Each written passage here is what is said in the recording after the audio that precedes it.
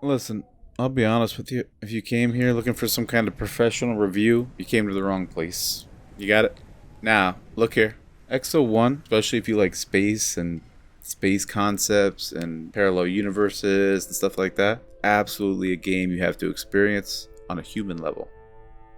The atmosphere here, unbelievable. Absolutely amazing. As you can see, traversal is just smooth, transitioning from space body to space body. There's a story here, by the way. I don't know if a lot of people are going to pay close attention to it. It starts to intertwine parallel universes and weird concepts like that a lot of people aren't privy to.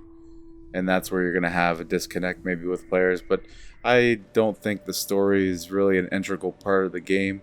It's more the journey, you know, and it's very much like Journey in a way, but this is more based in a science fiction. This is a vessel. This is your ship, this sphere of death. I mean, you're nimble. I don't know if you ever played Marble Madness back in the day on NES, on the NES, but very much like that, except you can turn into a frisbee. Imagine that, turning into a frisbee.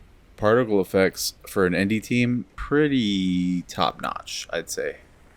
I mean, take a look. We got raindrops, we got random weather effects, which appear to be dynamic in nature. I don't know because I'm not a game designer. But if you look close, the attention to detail in all these environments is pretty incredible given the size of them. Now, from what I understand now, that it's randomly generated, which I didn't know that, and don't source me on that. That's the one thing about my reviews that you're gonna notice is I will not be looking up the developer. I will not be doing anything like telling you a metaphor about the lights in the sky were like angels falling down upon my. No, we're just here for straight up gameplay, straight up my opinion on what I feel about the game. My credentials are whatever. I'm just old, I guess. That's my credential. I just played a lot of games over the years. The controls in the game are a mixed bag only because the camera can be a little finicky. You can get around that, and obviously as a gamer you can adapt to that, and if you don't adapt to that, that's really your problem. Don't go on the comments section and put a 1 star. Don't put 1 stars ever.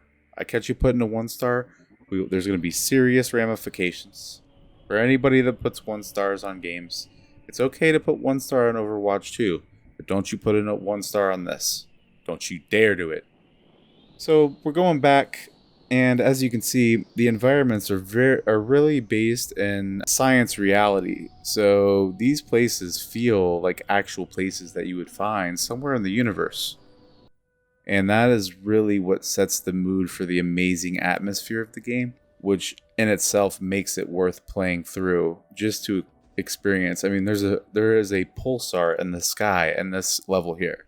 If you see, there's that blinking object that's in the sky is a pulsar. It's either a pulsar or a quasar. I'm not 100% sure. Again, not looking it up, but I do follow space, and I know that small attention to detail, how the star is pulsating, and every 4 seconds, well, 2 seconds, it looks like you're going from day to night, day to night, day to night, and look at the ice there on the outside of the visor.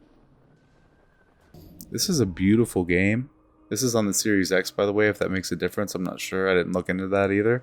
That's your job because it's right on Game Pass. I'm just giving you recommendations, all right? I'm not tech support. I can only be one person at a time, all right? Like, damn, these developers really have a passion for space. And if you have a passion for space and physics and concepts that are, in an infinite universe are probably out there somewhere. I mean, this game is going to really pull you in after a long day of work where you don't want to just go and frag the shit out of people in Warzone. And you want to come home and relax. This is that type of game to really get inside of your inner bro.